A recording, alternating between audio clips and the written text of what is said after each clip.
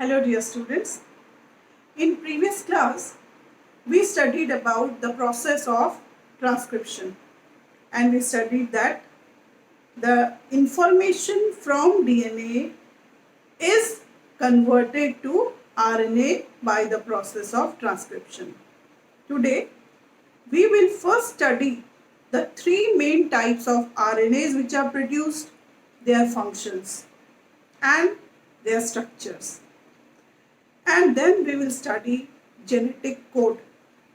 After studying genetic code only, we can understand how the information in the form of RNA, that is mRNA, is translated to protein by the process of translation.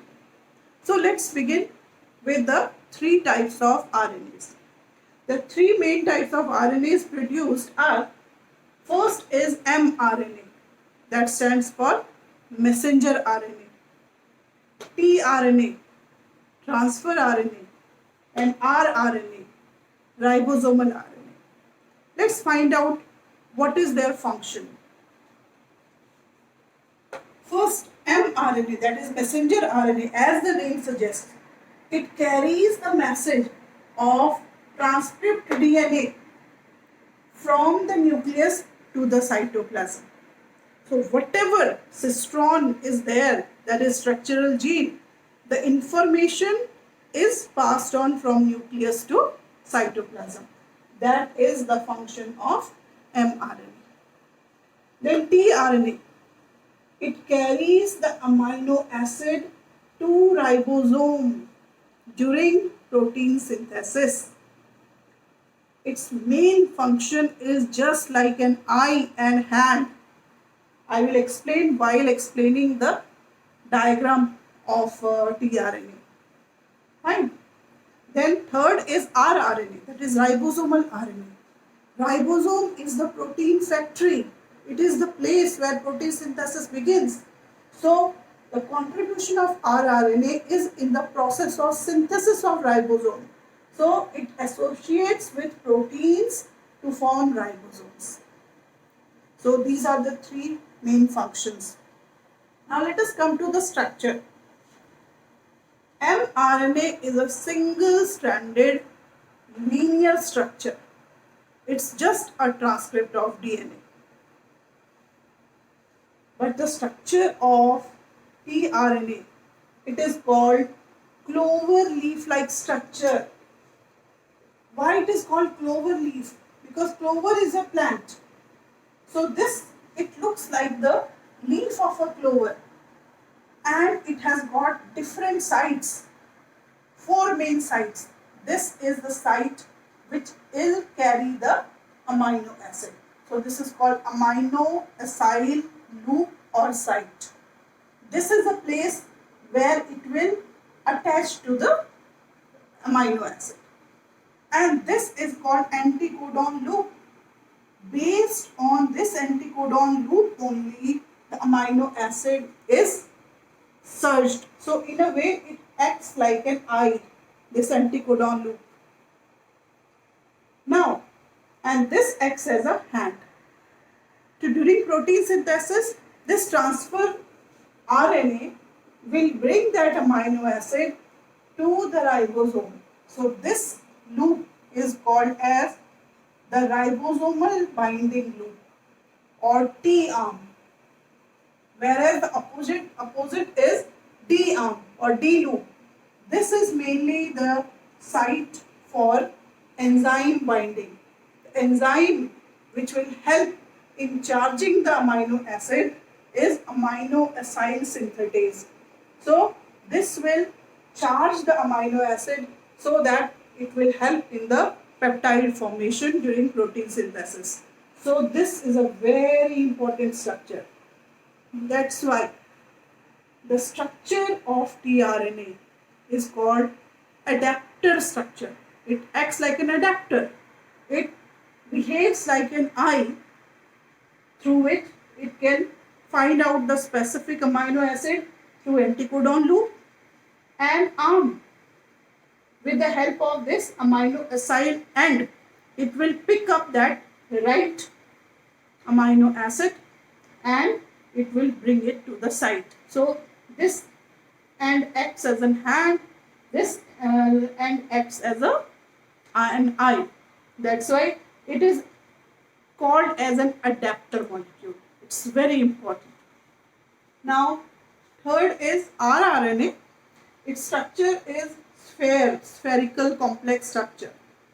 But this structure is very important from exam point of view. Okay, so these are the 3 types of RNAs which are performing specific functions during translation process. So before studying translation, we will now study about the genetic code. Now let's study the very interesting concept of deciphering genetic code.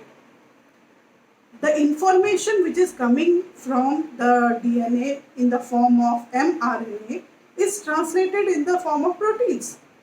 For a very long time, scientists did not know how this information is translated. Today we know that the genetic information or the genetic code is a triplet code. But for a very long time, scientists did not know. Let's find out how this concept of genetic code came into existence. We know that there are 4 nitrogen bases in DNA, that is A, T, G, C, and these nitrogen bases can code for 20 types of amino acids because there are 20 amino acids. So the question arises, how this information in the form of genetic code is passed on? Suppose there is only one nitrogen base coding for one amino acid, then in all, or we can say if there is a singlet code, then the highest number of amino acids synthesized could be only 4. But we have 20 amino acids. So the genetic code cannot be a singlet code. Now if we come to doublet code, if we believe that one genetic code consists of any 2 nitrogen bases, then in that case, if the genetic code is a doublet code, then 4 into 4, total 16 amino acids are possible. Even this is not sufficient for 20 amino acids. So this means the genetic code can be only triplet. Each genetic code consists of 3 codons or 3 nitrogen bases. Then in this case, 4 into 4 into 4, 64 codons are possible. So if 64 codons are possible, 64 amino acids are possible, and we have only 20 amino acids. So this is possible, but the details were not known. To find out the details, many scientists performed many experiments. I have noted down 2 main experiments performed. First one was performed by Nirenberg and Mathai. What they did, they used U means many, only uracil, and they saw that specific types of proteins are produced. And then they continued their experiment by using poly A, poly C, poly G, that is home polymers. They use only one type of amino acids, only one type of nitrogen base, and then they studied the type of amino acids which are formed. So this was the first experiment. Later on, Hargobind Khurana, along with Nirenberg and Hawley, they were awarded Nobel Prize in 1968 for showing the triplet codon by using copolymers, that is UG, UG, UG. And they found out that the number of amino acids produced were 1/3 of the segment of whatever nitrogen bases were there. So they prepared a table and they gave the concept of triplet codons, and they explain the different types of amino acids coded by different types of genetic codes. Okay, so now we will study the table, with the help of table, how this information or deciphering the information is done, and we will study the properties of genetic code. Based on the research work followed by the analysis, the whole work was capsulated in this genetic code table. If you see this table, there are three positions. Position for the first nitrogen base, this is the position for second nitrogen base, and this is the position for third nitrogen base. Based on that, different codes were produced, like if you begin UUU, UUC, UUA, UUG. Likewise in here CUU, CUC, CUA, CUG. If you see this last one, GGU, GGC, GGA, GGG, in this way. And then based on their research work, different positions, different codes were given with different types of amino acids through the research work. Before coming to this table, let's first study the general characteristics of the genetic code. So let's see the different properties shown by the genetic code. These are the properties. They are very, very important from exam point of view. First property, genetic code is a triplet code. All amino acids are coded by triplet code. For example, UUU is one code, UUC is another code, UUA is another code, likewise. Okay, all these amino acids are coded by triplet code. First property.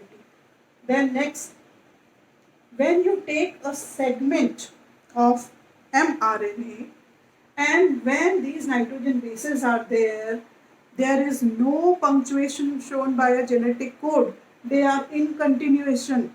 For example, this UUU, CAA, UAG, AUC, we have to read as per our own understanding. There will be no punctuation marks. So if there is any error in copying, the whole sequence will be shifted. We studied the frame shift mutation. So this is second property. Third, there is no overlapping by the cell when it reads the sequence of the information, which means UUU is one code. UUC is not another code. CAA is another code. Okay, so there is no overlapping. Very important. Then these genetic codes are universal. It means if UUU is coding for phenylalanine in plant, it will code for phenylalanine in animal. It will code for phenylalanine in microorganisms also. So these codes are universal. Next, they are non-ambiguous. Non-ambiguous means UUU will code for phenylalanine only. It will not code for any other amino acid. Okay. Then degenerate. Degeneracy is an opposite for non-ambiguity. Here, one amino acid can be coded by more than one code. For example, if we say phenylalanine, it can be coded by UUU or it can be coded by UUC. So this is called degeneracy. Okay. Next is collinear. Collinear means the sequence of mRNA and the sequence of amino acids formed are co-linear with each other. So with the sequence of amino acid, we can make a segment of mRNA and vice versa. Okay, so they are co-linear. Then when you take any mRNA, there is a beginning of amino acid synthesis with a start signal. So AUG code has a dual purpose. It codes for methionine. Also, it begins the protein synthesis. So it is also called as start codon. Likewise, there are specific codons which do not code for any amino acid. They are called stop signal or terminator codon. UAA, UAG and UGA. There are 3 terminator codons. So out of 64 codons, there are only 61 coding for amino acids, whereas 3 are called as terminator codons. And next one is vowel hypothesis. According to Francis Crick, the third position of a genetic code is very, very loosely paired, or there are more chances of change. So whatever the degeneracy is there, it is because of the changing position of the third nitrogen base. So this mainly gives some kind of security from mutation, because suppose this is a sequence UUU or and UUC. Because of some mutation, if UUU is replaced by UUC, then also there will be no change in the amino acid sequence. So this is a protection from the outcome of mutation or the impact of mutation. So let's see all these things again with the help of a diagram which is given in your book, the sequence given in your book. So this on the basis of this table, many questions in NEET as well as in the board exams are asked. So please go through this table, understand how different codons are coding for different amino acids. You must focus on these specificity of the genetic code. These properties are very important. So let's see this through the this table once again. So let's quickly revise the properties or the salient features of the genetic code given in your book. The first feature, as it is mentioned in your book, is the codon is triplet and 61 codons code for amino acids and 3 codons do not code for any amino acid. Hence they are called as stop codons. You can see in this diagram these stop codons here, UAA, UAG and UGA. Then some amino acids are coded by more than one codon, hence the code is degenerate. You can see UUU, UUC code for the same amino acid phenylalanine. Likewise you can see CUU, CUC, CUA, CUG all code for leucine. Then the codon is read in mRNA in a contiguous fashion. There are no punctuation. So if you see this sequence here, AUG, UUU, UUC, UUC, all these things, there are no punctuation in between. Then the code is nearly universal. For example, from bacteria to human, UUU code would code for phenylalanine as we explained. Okay, so these codes are common for all. Then next fifth point is AUG has a dual function. It codes for methionine as well as it is an initiator or start codon. You can see the methionine here, AUG. Then UAA, UAG and UGA are the stop or terminator codon. You can see here UAA, UAG and UGA. Okay, so this table is very important. The properties are very important. Go through them and understand. So question may be asked, you may be given a particular sequence. Based on that, you may be asked to find out the amino acid sequence, or you may be asked the number of amino acids produced from a given sequence. So one question is generally definitely asked on the basis of this genetic code. I hope you have understood this genetic code very well. Go through it and practice it. Thank you.